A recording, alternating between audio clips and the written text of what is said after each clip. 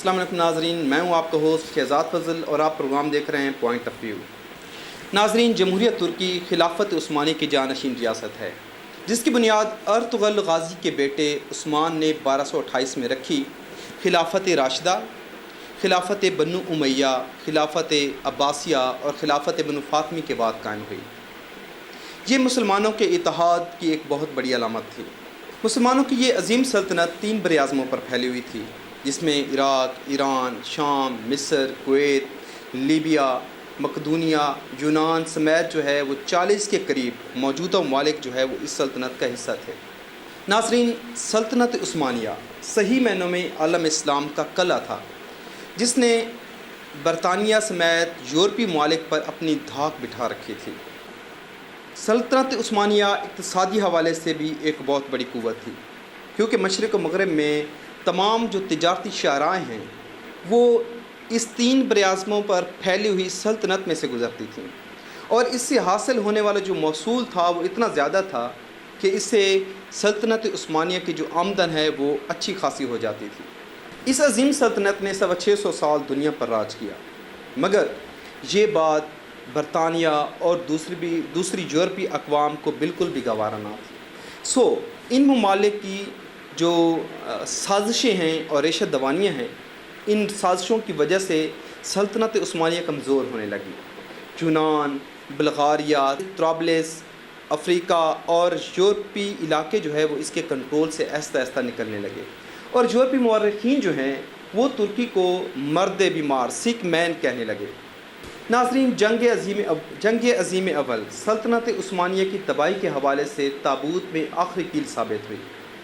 ترکی نے جنگ عظیم اول میں برطانیہ، فرانس اور امریکہ کے خلاف وہ جرمنی کا ساتھ اس امید کے ساتھ دیا کہ جرمنی فتح کے بعد اس کے کھوئے ہوئے علاقے وہ ترکی کو واپس کر دے گا، مگر شومیہ قسمت برطانیہ، فرانس اور امریکہ کا جو اتحاد تھا، ان کو جنگ عظیم اول میں اتحادیہ فوج کو وہ فتح نصیب ہوئی۔ ترکی اور جرمنی کو وہ شکست ہو گئی، تو اتحادیہ فوج نے وہ ترکی کے ٹکڑے ٹکڑے کرنا شروع کر دیے۔ مقامات مقدسہ مکہ شریف، مدینہ منورہ جو کہ ترکی کے کنٹرول میں تھے، وہ عربوں کو ان کی وفاداری کے صلہ میں وہ دے دیے گئے، اور بچے کچھ ترکی سے وہ اتحادیہ فوج نے معاہدہ لوزان کیا۔ ناظرین، معاہدہ لوزان ہمیں سمجھنے کی ضرورت ہے، جس سے ہمیں پتہ چلے گا کہ 2023 کے بعد کیا ہونے جا رہا ہے۔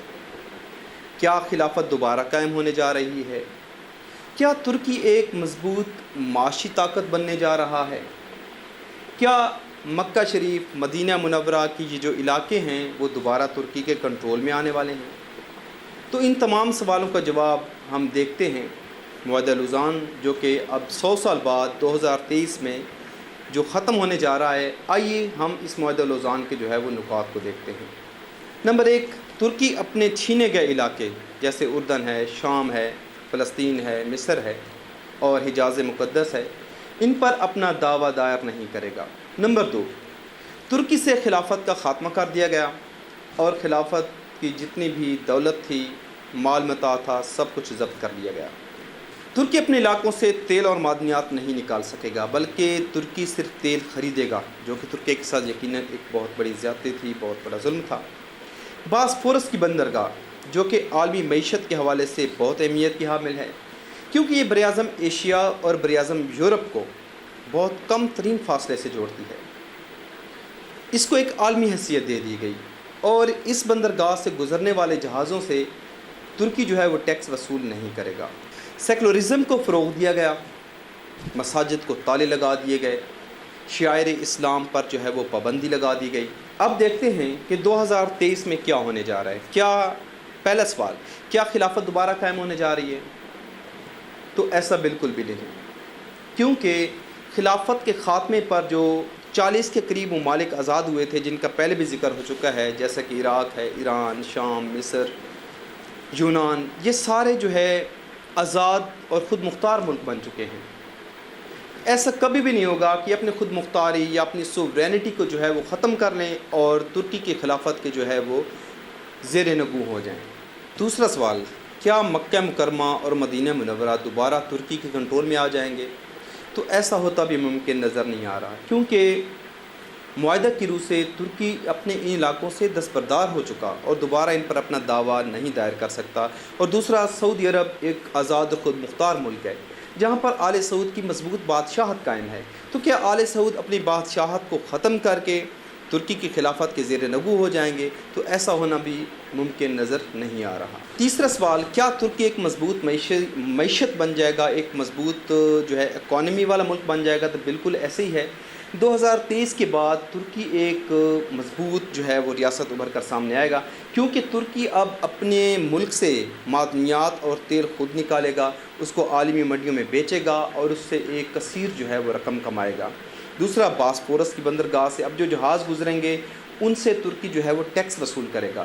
اس طرح جو ترکی کی جو معیشت ہے وہ ایک مضبوط معیشت بن جائے گی اور ترکی دنیا کے سامنے ایک زبردست قسم کا معاشی طور پر مضبوط ملک ابھر کر سامنے آئے گا۔ ناظرین، پچھلے دنوں ایکسپریس نیوز کے اینکر پرسن عمران خان نے اس صورتحال پر ایک تجزیہ پیش کیا ہے، تو آئیے ہم اس تجزیہ کا وہ جائزہ لیتے ہیں اور پھر ہم گراؤنڈ ریئلٹیز کو سامنے رکھ کر دیکھتے ہیں کہ اس تجزیہ میں کی گئی باتیں کیا قابل عمل ہیں، کیا ان پر عمل ہو سکتا ہے۔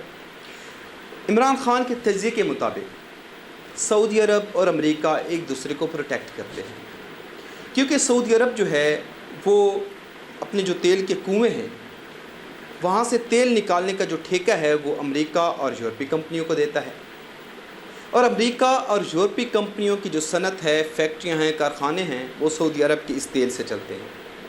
اس طرح امریکہ ہر معاملے میں آل سعود کو وہ پروٹیکٹ کرتا ہے۔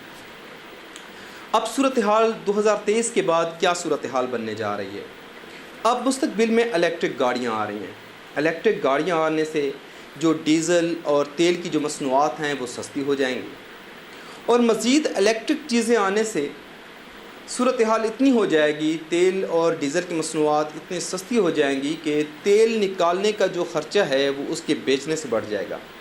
ایسی صورتحال میں سعودی عرب کی معیشت کو اچھا خاصا دھچکا لگے گا، اور دوسری طرف امریکہ جس کے تعلقات ہمیشہ مفاد کے ہوتے ہیں، وہ اس کو مزید سعودی عرب کے تیل کی ضرورت نہیں رہے گی، لہٰذا امریکہ سعودی عرب کو، آل سعود کو اس طرح پروٹیکٹ نہیں کرے گا۔ اب امریکہ کی طرف آتے ہیں۔ کورونا کی صورتحال کے بعد امریکی معیشت کو اچھا خاصا دھچکا لگا ہے، اور امریکہ کی اس معیشت کو سنبھلنے کے لیے ایک بہت بڑا عرصہ درکار ہوگا۔ ایسی صورتحال میں چائنا کی طرف دیکھیے۔ چائنا جس نے کورونا کی صورتحال پر قابو بھی پا لیا ہے اور اس کی معیشت بھی اب ترقی کی طرف گامزن ہے، مستقبل میں ایک مین پلیئر کے طور پر ابھر کر سامنے آئے گا، اور اب بھی امریکہ وہ چائنا کی مصنوعات کا مقابلہ بالکل بھی نہیں کر رہا۔ تو اس کا مطلب ہے کہ مستقبل میں چائنا وہ ایک ڈیسائیڈنگ پاور کا رول وہ پلے کرے گی۔ اب آتے ہیں طیب اردگان کی طرف۔ طیب اردگان مسلم امہ کے ایک زبردست لیڈر ابھر کر سامنے آ رہے ہیں، اور ان کا ایک خواب ہے کہ حجاز مقدس کے یہ جو علاقے ہیں ایک بار پھر ترکی کو مل جائے، ایک بار پھر ترکی کو یہ اعزاز حاصل ہو کہ وہ ان علاقوں کی میزبانی کا شرف حاصل کرے۔ اس مقصد کے لیے ترکی وہ چائنا سے بڑے قریبی تعلقات بنا رہا ہے۔ مسلم امہ کی واحد ایٹمی طاقت پاکستان کے ساتھ ترکی کے آلریڈی بہت اچھے تعلقات ہیں، بھارت کے ساتھ بھی ترکی اپنے تعلقات کو بہتر بنانے کی کوشش کر رہا ہے، اور ساتھ ہی ساتھ رشیا کے ساتھ بھی ترکی وہ روابط بڑھا رہا ہے۔ تو ہوگا کیا؟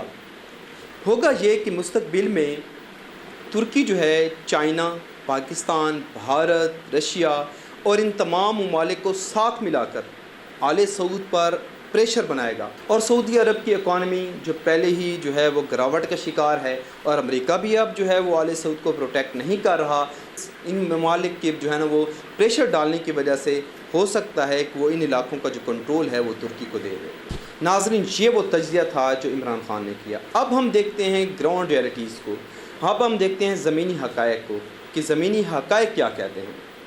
پہلی بات، سعودی عرب کی جو معیشت ہے وہ گراوٹ کا شکار نہیں ہونے والی ہے۔ یہاں پر کہا گیا ہے کہ مستقبل میں الیکٹرک گاڑیاں آئیں گی تو تیل کی کھپت وہ بہت حد تک کم ہو جائے گی۔ پہلی بات یہ ہے کہ جو الیکٹرک گاڑیاں ہیں وہ سپیڈ اور ایفیشنسی کے حوالے سے کسی بھی طرح ڈیزل پیٹرول گاڑیوں کا وہ مقابلہ نہیں کر سکتی۔ اگر گاڑیاں آ بھی جائیں تو اس کے علاوہ جو بڑی صنعتیں ہیں، فیکٹریاں ہیں، کارخانے ہیں، ہوائی جہاز ہیں، بحری جہاز ہیں، جیٹ طیارے ہیں، یہ سب ڈیزل اور تیل پر ہی تو چلنے ہیں۔ لہٰذا یہ ضرور ہوگا کہ تیل کی مصنوعات کی جو قیمتیں ہیں وہ کم ہوں گی، لیکن اتنی بھی کم نہیں ہوں گی کہ ان کا نکالنے کا خرچہ جو ہے ان کے بیچنے کے خرچے سے زیادہ ہو جائے، تو ایسی بات ممکن نہیں ہے۔ دوسرا، سعودی عرب کی اگر ہم معیشت کی بات کریں تو دنیا بھر سے پاکستان، بھارت، بنگلہ دیش اور تمام ممالک سے لاکھوں جو ہے لوگ وہ عمرہ کی سعادت حاصل کرنے کے لیے، حج کی سعادت حاصل کرنے کے لیے ہر سال سعودی عرب کا رخ کرتے ہیں، اور سعودی عرب جو ہے اس سے اچھی خاصی جو ہے وہ آمدنی کماتا ہے۔ اس کے علاوہ یہ لوگ جب وہاں پر جاتے ہیں تو ان کی ہوٹلنگ کا جو بزنس ہے وہ بہت زیادہ جو ہے نا ڈیولپ ہوتا ہے۔ اس کے علاوہ یہ لوگ جو ہے وہ مقامات مقدسہ یا دوسرے علاقوں کے زیارات کے لیے جاتے ہیں، تو ٹورزم انڈسٹری بھی جو ہے سعودی عرب کی وہ بھی جو ہے نا پروگریس کرتی ہے۔ تو سعودی حکومت کو مستقبل میں ہم کہیں کہ ان کی جو ہے نا معیشت زوال پذیر ہو جائے گی، تو ایسا جو ہے ہونا گراؤنڈ ریئلٹیز کے حوالے سے ایسا ہونا ممکن نظر نہیں آ رہا۔ دوسرا، امریکہ کی گراوٹ کی بات ہو رہی ہے، امریکہ کی معیشت کے ڈیفالٹ ہونے کا جو ہے نا بات کی جا رہی ہے۔ تو بات یہ ہے کہ 1918-20 میں جو اسپینش فلو کا ایک جو ہے وہ وبا آئی تھی، اس میں بھی امریکہ میں جو ہے نا لاکھوں جو ہے نا اموات ہو گئی تھی۔ اس وقت بھی جو امریکی جو معیشت ہے وہ بالکل کریش کر گئی تھی، لیکن اگلے چند سالوں میں امریکہ نے جو ہم نے آپ کو دوبارہ اٹھایا اور اس کی معیشت دوبارہ اتنی جو ہے نا ڈیولپ ہوئی کہ وہ سپر پاور کے طور پر دنیا کے سامنے آیا۔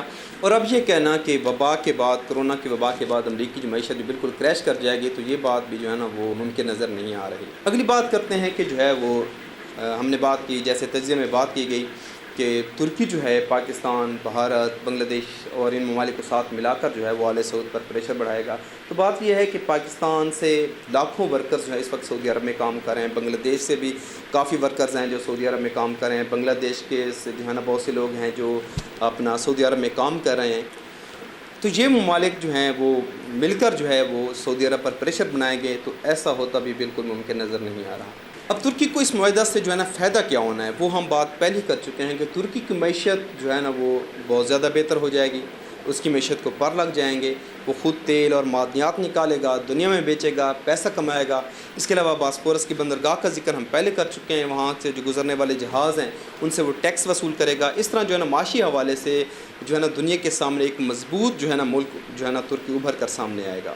ناظرین، اگر ہم اتحاد امہ کی بات کرتے ہیں، ہم چاہتے ہیں کہ مستقبل میں جو ہے تمام اسلامی ممالک جو ہے وہ دوبارہ اکٹھے ہو جائیں اور خلافت عثمانیہ کا ایک جو دور ہے وہ دوبارہ ہمیں دیکھنے کو ملے، تو اس کے لیے ہمیں جیسے ہم کرتے ہیں، ہمیں دوسروں کی طرف نہیں دیکھنا، ہمیں یہ نہیں دیکھنا کہ امریکہ جو ہے نا زوال پذیر ہو جائے گا، سعودی عرب کی معیشت جو ہے وہ گر جائے گی، چائنا جو ہے نا ابھر کر سامنے آئے گا، وہ ہماری ہیلپ کرے گا، بلکہ ہم نے خود قدم آگے بڑھانے ہیں۔ بطور اسلامی ممالک کی واحد ایٹمی پاور کی پاکستان نے جو ہے نا اتحاد امہ کے لیے آگے آنا ہوگا، ترکی کو آگے آنا ہوگا، سعودی عرب کو آگے آنا ہوگا، بنگلہ دیش کو آگے آنا ہوگا، ان تمام ممالک نے آگے آنا ہوگا تاکہ ہم دوبارہ اکٹھے ہو کر ایک اسلامی بلاک بنا سکیں۔ وہ اسلامی بلاک بنے گا تبھی ممکن ہوگا کہ ہم کشمیر میں، افغانستان میں، عراق میں، فلسطین میں جو مظلوم مسلمان ہیں، جو ان پر ظلم ہو رہا ہے، ہم ان کو جو ہے وہ پروٹیکٹ کر سکیں، ہم ان کو ان ظالموں سے نجات دلا سکیں۔ ایسا کبھی بھی نہیں ہونا کہ ہم یہ چاہتے ہیں کہ ہم آنکھیں بند کر کے پڑے رہیں اور جو ہے نصرت خداوندی خود بخود آ جائے، تو ایسا بالکل بھی ممکن نہیں۔ اب ناظرین، یہ ارطغرل غازی جو ڈرامہ آج کل چلا ہوا ہے آپ ضرور دیکھیں، لیکن اس حد تک کہ وہ آپ کو خلافت عثمانی کی ہسٹری بتائے گا، لیکن اگر آپ یہ سوچیں کہ ہم خواب غفلت میں بھی پڑے رہیں اور دوبارہ ترکی سے کوئی غازی آئے گا اور خلافت جو ہے وہ قائم ہو جائے گی، تو ایسا ہونا بالکل بھی ممکن نہیں۔ اس کے لیے ہمیں سب کو آگے بڑھ کر کام کرنا ہوگا، کیونکہ اللہ تعالیٰ بھی اس قوم کی حالت تب تک نہیں بدلتا جب تک کہ اس قوم کو اپنی حالت بدلنے کا خیال نہ آئے۔ اور ناظرین، جیسے کہ اب بھی جو ہے وہ فرشتے مدد کو آ سکتے ہیں، بس یہ ہے کہ ہم نے فضائے بدر پیدا کرنی ہوگی، ہمارے اندر جو ہے دوبارہ جذبہ ایمانی یا جذبہ جہاد جو ہے جب اجاگر ہوگا، تو تب ہم جو ہے وہ آگے بھی بڑھیں گے اور امت مسلمان کے جو دکھ ہیں ان کو ختم کرنے کے قابل ہو سکیں گے۔ اس کے ساتھ ہی ناظرین، اپنے ہوسٹ شہزاد فضل کو اجازت دیجیے، اپنا اور اپنے اہل خانہ کا بہت سا خیال رکھے گا۔ اگلی دفعہ ایک نئے ٹاپک، ایک نئی شخصیت کے ساتھ ملیں گے، تب تک کے لیے اللہ حافظ۔